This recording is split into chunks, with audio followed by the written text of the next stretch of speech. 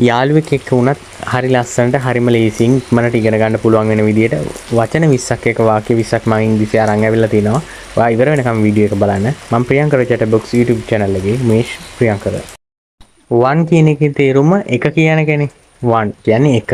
ඒක ඔයා හොඳටම දන්නවනේ. ඒක අපි එකකින් වාක්‍යයක් හදලා බලමු. She is one of my best friends. She is one of my best friends. ඇය මගේ හොඳම යාළුවන්ගෙන් එක්කෙනෙක්.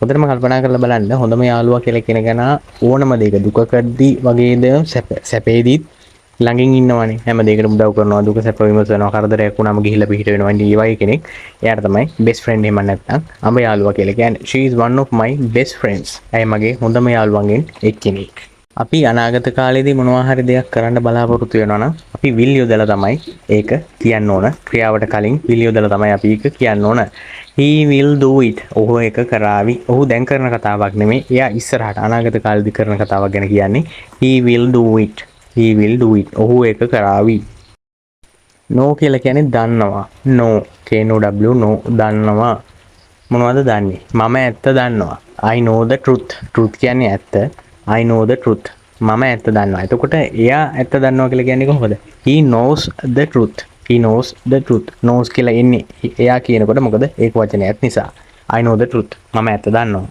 about කියලා කියන්නේ ගැන about ගැන කියන එක මට ඔයා ගැන දැනගන්න ඕනේ මට ඔයා ගැන දැනගන්න ඕනේ ඔයා ගැන දැනගන්න ඕනේ කියලා කියන්නේ එයා ගැන හරි විස්තරයක් දන්නේ නැත්නම් අපි මොනවා හරි කරලා එයා ගැන දැනගන්න එපා ඒක එයාගෙන් අහන්න ඕනේ නැත්නම් වෙන කෙනකින් එයා ගැන දන්න වෙන කෙනකින් අහලා දැනගන්න ඕන I want to know about you I want to know about you මට ඔයා ගැන දැනගන්න ඕනේ මේක් කියලා කියන්නේ හදනවා කියන එක මේක් හදනවා මෙහෙම වාක්‍ය හදන්නේ කොහොමද කියලා අපි අහනවානේ මෙහෙම වාක්‍ය හදන්නේ කොහොමද ඉංග්‍රීසි වාක්‍ය හදන්න කෙනෙක්ට තේරෙන්නේ නැත්නම් වචන විතරයි නම් දන්නේ එහෙම අහනවානේ මෙහෙම වාක්‍ය හදන්නේ කොහොමද how to make sentences like this how to make sentences like this all කියලා කියන්නේ ඔක්කොම කියන එක all කියලා කියන්නේ ඔක්කොම කියන එක මෙතන ඔක්කොම මේස තියෙනවා සාමාන්‍යයෙන් දැන් අපි නිකමට හරි මගුල් ගේක වගේ වුණොත් මේස ගොඩක් තියන්න ඕනේ ටේබල් ගොඩක් arrange කරන්න ඕන කට්ටිය ගොඩක් ඉන්න නිසා ඉතින් ඒක නේ ඒ වෙලාව ඔයා කියනවා මෙතන ඔක්කොම මේස තියෙනවා කිසි ප්‍රශ්නයක් නැහැ මෙතන ඔක්කොම මේස තියෙනවා all the tables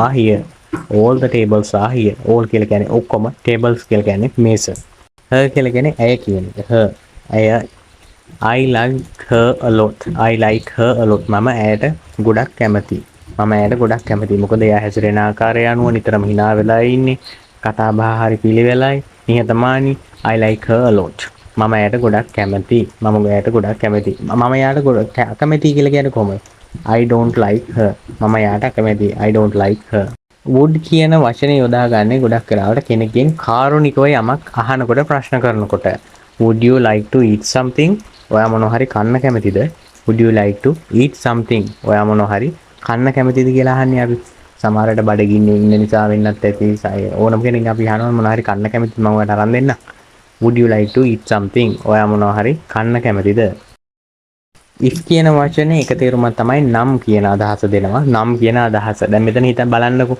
මම කුරුල්ලෙක් වුණා නම් මට හසේ පියාඹන්න තිබුණා නමුත් ඔයා මිනිස්සෙක් නමුත් මෙතන තියෙන්නේ කුරුල්ලෙක් වුණා නම් මට හසේ පියාඹන්න තිබ්බා. ඇත්තටම කුරුල්ලන්ට හසේ පියාඹන්න පුළුවන්. If I were a bird, I would fly in the sky. If I were a bird, I would fly in the sky. මොකද මෙතන ඔයාලට ප්‍රශ්නාර්ථයක් එයි I එක වර්ය දෙන්නේ කොහොමද කියලා. am නැත්නම් was තමයි දෙන්නේ. මෙතන වර්ය දෙන්නේ හේතුව අපි වෙන්න බැරි දෙයක් නෙමෙයි එක හිතන්නේ. වුණොත් කියලා කුරුල්ලෙක් වෙන්න බෑනේ මිනිස්සෙට. අන්න ඒක නිසා තමයි එමේ දෙන්නේ. If I were a bird, I would fly in the sky. get කියන එක අදහස් වෙන්නේ ගේනවා ගේන්න කියන එක ගේනවා ගේන්න කියන එක මට වතුර විදුරුවක් ගේන්න මට වතුර විදුරුවක් ගේන්න get me a glass of water get me a glass of water මට තේ කෝප්පයක් ගේන්න get me a cup of tea get me a cup of tea අන්න ඒ වගේ කියන්න පුළුවන් මට වතුර විදුරුවක් ගේන්න get me a glass of water who කියන එකෙන් අදහස් වෙන්නේ කවුද කියන එක තේරුම තමයි who කියන එකෙන් අදහස් වෙන්නේ කවුද ඒ who is that කවුද ඒ අපි එහෙම අහනවනේ කවුද ඇවිල්ලා ඉන්නේ මම මීට කලින් දැකලා නැහැ නේ කවුද ඒ who is that කවුද මේ කියලා අහන්නේ කොහොමද අපි who is this කවුද මේ who is this දෙයා කියන එකේ තේරුම ඔවුන්ගේ කියන එක දෙයා ඔවුන්ගේ මේ වචනේ නම් හොඳටම දන්නවා ඇති ඔයා their house is there එයාලගේ ගෙදර එහෙ තියෙන්නේ. අපි සාමාන්‍යයෙන් එහෙම තැනක් කියන්නේ නැහැ එහෙ තියෙන්නේ. එයාලගේ ගෙදරත් එහෙ තියෙන්නේ. එහෙම කියලා කියනවනේ. Their house is there. Their house is there. There කියලා වචන දෙක එක හනින් උච්චාරණය වුණාට තේරුම් දෙකක් තියෙන්නේ. එයාලගේ ගෙදර එහෙ තියෙන්නේ. Their house is there. what කියලා කියන්නේ මොකක්ද මොනවද කියන එක. what do you know about it? ඔයා මොනවද ඒ ගැන දන්නේ? ඔයා කිසිම දෙයක් ඒ ගැන දන්නේ නැහැ නේ. ඒ නිසා නොදන්න දේවල් ගැන කතා නොකර ඉන්න. what do you know about it? ඔයා මොනවද ඒ ගැන දන්නේ? there are so many people here. people කියන්නේ මිනිස්සු කියන එක. there are so many people here. මෙතන ගොඩක් මිනිස්සු ඉන්නවා. සමහර විට රැසීමක් හරි නැත්නම් අපි කියමුකෝ මලගෙදරක් වගේ මගුල් ගයක් වගේ වුණු ගොඩක් සාමාන්‍ය ජනකායක් රැඳෙනවනේ. නැත්නම් මියුසිකල් ෂෝ එකක් සංගීත ප්‍රසංගයක් වගේ වුණොත් ඒ වගේ වෙලාවක අපිට කියන්න පුළුවන්. there are so many people here. there are so many people here. මෙතන ගොඩක් මිනිස්සු ඉන්නවා. people කියන්නේ මිනිස්සු කියන එක. some කියලා කියන්නේ සමහර. some කියන්නේ සමහර කියන තේරුම. ඔයා මේ වාක්‍යය අරගෙන බලන්නකෝ. එයාලගෙන් සමහර අය දුප්පත්. මිනිස්සු රැසක් එකතු 100ක් ගත්තොත් ඔක්කොම දුප්පත් නෑනේ. ඔක්කොම පොසතුත් නෑ. ඒක නිසා තමයි මෙහෙම කියන්නේ. එයාලගෙන් සමහර අය දුප්පත්. some of them are poor. poor කියන්නේ දුප්පත් කියන එක. some of them are poor. එයාලගෙන් සමහර අය දුප්පත්. they කියන්නේ ඔවුන්. they කියන්නේ ඔවුන් කියන තේරුම. they are very kind people. එයාලා කරුණාවන්ත පුද්ගලයෝ. they are very kind people. එයාලා ගොඩක් කරුණාවන්ත පුද්ගලයෝ. සමහර වෙලාවට සමහර පුද්ගලයෝ වෙන අපිට හිතා ගන්න බැරි තරම් කරුණාවන්ත පුද්ගලයෝ ඉන්නවා. ඒ වගේම නපුරු පුද්ගලයෙක් ඉන්නවා. මම මේ කතා කරන්නේ කරුණාවන්ත පුද්ගලයෝ ගැන. they are very kind people. එයාලා කරුණාවන්ත පුද්ගලයෝ. which කියන එක තේරුමක් තමයි මෙතන මම මේ අදහස් කරන්නේ. which කියන්නේ මොන කියලා අහනවා අපි. මොන කියලා අහන්නේ. which of these pens are yours? මේ පෑන් වලින් ඔයාගේ එක මොකද්ද කියලා අහන්නේ. which of these pens are yours? මේ පෑන් වලින් ඔයා එක මොකද්ද? මේ පෑන් වලින් ඔයා එක මොකද්ද? which of these pens are yours? අපි අහන්නේ කොහොමද මේ පොත් වලින් ඔයා එක මොකද්ද? which of these books are yours? which of these books are yours? when කියලා කියනවා කවදාද?